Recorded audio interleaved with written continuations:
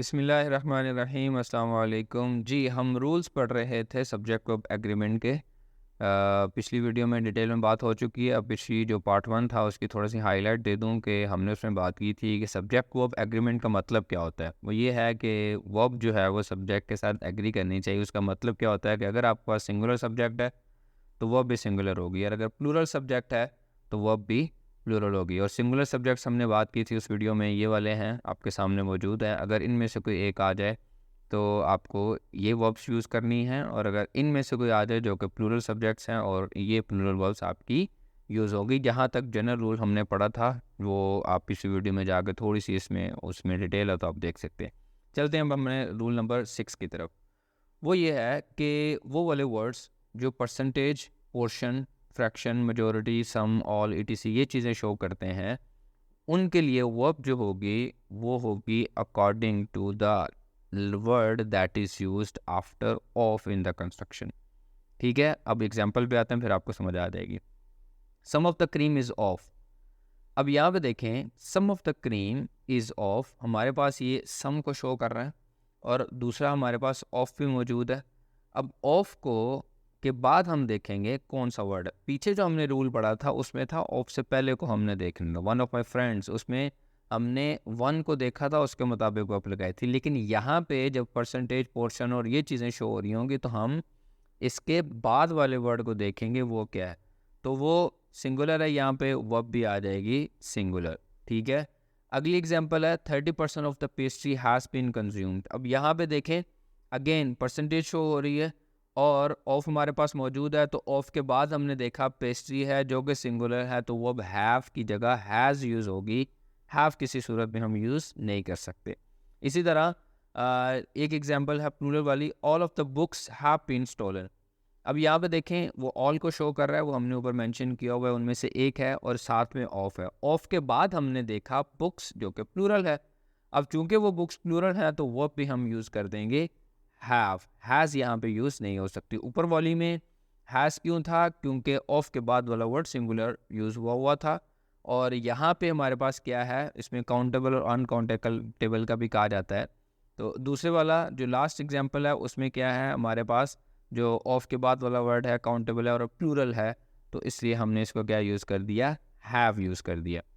ठीक है, आगे चलते हैं अगले रूल की तरफ। In the sentences beginning with here और there the verb is use before the subject but must agree with it. इस तरह के example here are, here is the less, ये आपके सामने आगे। इसमें क्या होता है कि हमारे पास जो वर्ब होती है वो पहले यूज़ होती है और सब्जेक्ट बाद में आता है। Here is the list of items you ask for. तो लिस्ट हमारे पास सब्जेक्ट है, लेकिन नॉर्मल कंस्ट्रक्शन में क्या होता है कि जो सब्जेक्ट है वो पहले यूज़ होता है फिर हमारे पास वर्ब आती है। यहाँ पे उलट है। तो क्या होगा, पहले वर्ब आ गई फिर सब्जेक्ट आया। तो लिस्ट है, इसके मुताबिक ही आप वर्ब लगाएंगे। हाँ, आपने ये ज़रूर देखना, जो मोस्ट इंपॉर्टेंट है, आपने हमेशा ये नहीं देखना, गलती जो करते हैं लोग वो ये होती है कि इस कंस्ट्रक्शन में हमेशा इज़ यूज़ कर देते हैं। वो नहीं करना आपने। इसके बाद या जो वर्ब जो भी मौजूद है देखना है कि सब्जेक्ट कौन सा है। अगर वो सिंगुलर है तो वर्ब पीछे सिंगुलर आ जाएगी, अगर प्लूरल है तो वर्ब भी प्लूरल आ जाएगी। जैसे एक एग्जांपल में, there are the boys you wanted to meet. अब बॉयज़ देखें सब्जेक्ट है, इसको मैंने वाइट में किया हुआ है आपको पहचान करवाने के लिए। बॉयज़ सब्जेक्ट है और प्लूरल है, तो पीछे वर्ब भी आर आएगी, इज़ नहीं आएगी। बहुत सारे लोग देखे जैसे बोल there is a lot of people, there is a lot of people यूँ बोल देते हैं, हालांकि ये गलत है। पीपल देखें प्लूरल है तो फिर आप बोलेंगे there are a lot of people, there is a lot of people. बोलना बहुत बड़ी गलती है और अक्सर लोग ये करते हैं। इसको अच्छी तरह समझ लीजिएगा। अगला रूल है the plural nouns denote distances, periods of time, quantity, sum of money, account, amount वगैरह require a singular verb when considered as a unit. यानी जो भी वो प्लूरल नाउन्स हैं, जब वो डिस्टेंस को शो कर रहे हो, वो वाले वर्ड्स जो डिस्टेंस शो करते हैं, पीरियड ऑफ टाइम है, क्वांटिटी है, सम ऑफ मनी, अमाउंट है, जब उनको एज अ सिंगल यूनिट आप कंसिडर करेंगे सेंटेंस में तो उनके साथ वर्ब हमेशा सिंगुलर यूज़ होती है। जैसे यहाँ पे 20 minutes is suggested to solve a passage. 20 minutes यहाँ पे एक पीरियड ऑफ टाइम को मेंशन कर रहा है, तो हालांकि है प्लूरल यूज़ हुआ है 20 मिनट्स, लेकिन चूंकि ये सिंगल एंटिटी और यूनिट को शो कर रहा है तो इसलिए आ जाएगा इस, आर नहीं आएगा। 20 मिनट्स इट्स सजेस्टेड यानी 20 मिनट ऑफ टाइम। आगे है 2 kilometres is not a long walk. 2 kilometres ये डिस्टेंस को शो कर रहा है और सिंगल यूनिट बन जाता है। जब डिस्टेंस आ गया तो सिंगल यूनिट है। 2 किलोमीटर्स के एतबार से आप वो अपनी लगाएंगे, डिस्टेंस की वजह से आप जो है वो क्या कर देंगे, इज़ लगा देंगे, चूँकि ये सिंगल यूनिट को शो कर रहा है। आगे है 70,000 rupees is the fee that I पे टू द अकेडमी। ये बहुत बड़ी गलती है, रुपीज़ में हम अक्सर गलती कर देते हैं। तो यहाँ पर भी सिंगुलर आएगा। क्यों सिंगुलर आएगा? बिकॉज ये एक अमाउंट ऑफ मनी को शो कर रहा है, एक अमाउंट को शो कर रहा है, तो इसलिए इज़ होगा, आर नहीं होगा। इस रूल को अगेन देख लीजिएगा, ये भी बहुत ज़्यादा इंपॉर्टेंट है और यूज़ होने वाला है। Rule number 9, collective nouns such as staff, family, couple, committee, audience वगैरह, इस तरह के जितने भी, कमेटी भी इसमें आ गई, इस तरह के, require a singular verb when they act as a unit. इसमें दो चीज़ें हैं, जब वो एज अ यूनिट एक्ट करेंगे सेंटेंस में तो हम उसके लिए सिंगुलर वर्ब यूज़ करेंगे, और जब वो इंडिविजुअल्स के तौर पे अलग अलग शुमार होते हैं तो फिर हम उनके लिए प्लूरल वर्ब यूज़ करते हैं। दोनों एग्जांपल्स मैं आपको बताता हूँ। पहली है हमारे पास सिंगुलर जो है वो single unit as a unit use होने की। The staff is busy right now. वो बात करें एक पूरे यूनिट की, वहाँ पे मौजूद अमला जो है वो बिजी है, ठीक है, इस वजह से हमने इज़ यूज़ किया। अगली बात, ये बात समझ आ गई आपको, क्योंकि सिंगल यूनिट है इस वजह से इज़ आया। अगला है the couple are divided on one minor point. Couple है, अगर ये इकट्ठा होता तो फिर हम इज़ यूज़ करते, लेकिन यहाँ पे हमने सेंटेंस में मेंशन कर दिया कि वो डिवाइडेड है।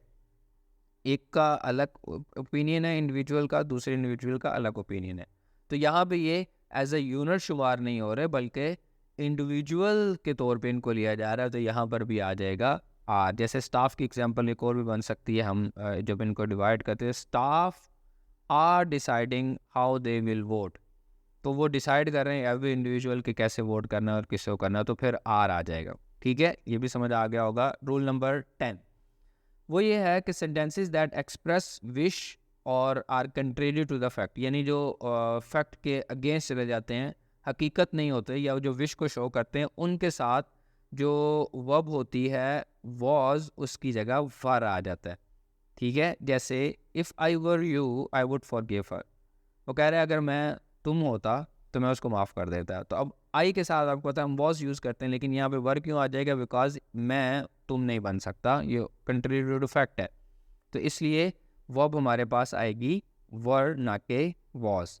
अच्छा है, होगा ये singular he by the way, आपको पता। I wish it were Sunday.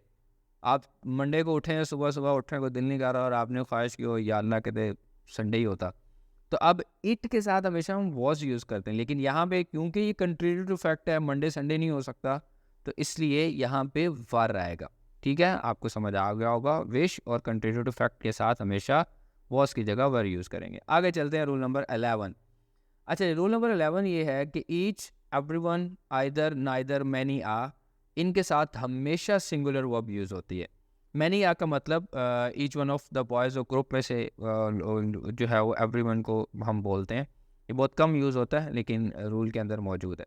अच्छा, neither of the two exams is easy. Neither हमने यूज़ किया, अब आगे एग्ज़ाम्स है। एग्ज़ाम्स को मैंने जानबूझ के ये पीलिया करवाया हुआ है, जानबूझ के इसको इस कलर में दिया हुआ है, आपको समझ आ जाएगा। एग्ज़ाम की वजह से आप इस आर यूज़ नहीं करेंगे, ईजी आएगा, क्योंकि नाइदर शुरू में यूज़ हो गया। तो neither of the exams is easy, दोनों में से कोई भी एग्ज़ाम ईजी नहीं था। उर्दू में फोकस कीजिएगा, आपको बड़ी समझ आ जाएगी अच्छी तरह। उर्दू में हम यही यूज़ करते हैं।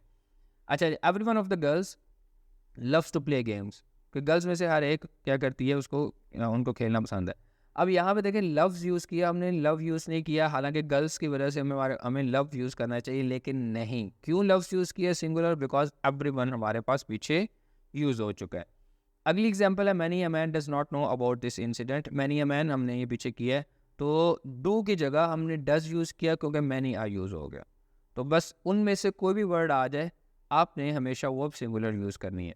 आगे चलते हैं, इसी रूल के अंदर एक एक्सटेंशन भी है, थोड़ी सी एक एक्स्ट्रा बात है। पीछे हमने शुरू में एक रूल पढ़ा था वीडियो नंबर 1 में, जो पार्ट 1 है, उसमें ये था कि दो वर्ड्स को, जो सिंगुलर नाउन्स को या प्रोनाउंस को आप जब एंड के साथ जोड़ते हैं तो वह प्लूरल आता है, लेकिन यहाँ पे आके वो रूल अप्लाई नहीं होगा। यहाँ पे क्या होगा कि आपके पास सेंटेंस, दो नाउन्स हैं, उनको आपने ईच और एवरी के साथ जोड़ दिया, दो नाउन्स को ईच और एवरी के साथ जोड़ दिया, वो शुरू में हुए हुए हैं और आखिर में अगरचे उनके साथ बीच में एंड भी आ जाता है, फिर भी वो सिंगुलर वर्ब ही लेंगे। जैसे every man and every woman was given an identity card. Every man, every woman, दो अलग अलग जो हैं वो एंटिटीज़ हैं और उनको एंड के साथ हमने अलग से एंड भी यूज़ किया हुआ, कनेक्ट भी किया हुआ है। लेकिन इसके बावजूद हम वर्ब वॉज यूज़ करेंगे, वर यूज़ नहीं करेंगे, बिकॉज एवरी हमारे पास यूज़ हो चुका है। ठीक है, तो एंड वाला रूल यहाँ पे आगे ख़त्म हो जाता है जब दो नाउन्स को आप क्या करते हैं, ईच और एवरी के साथ ज्वाइन करते हैं और फिर बीच में एंड भी आ जाए, वो ख़त्म हो जाएगा। अच्छा जी, ये वाली कुछ एक्सरसाइज हैं, कुछ सेंटेंसेस हैं, please try to solve them and write your answers in your comment sections. When you will answer will come to know कि आपको वो समझ आया या नहीं आया है। मिलते हैं नेक्स्ट वीडियो में कुछ और एरर्स के साथ, रूल्स के साथ, नॉट एरर्स, इंशाल्लाह। अल्लाह हाफिज़, अस्सलाम वालेकुम।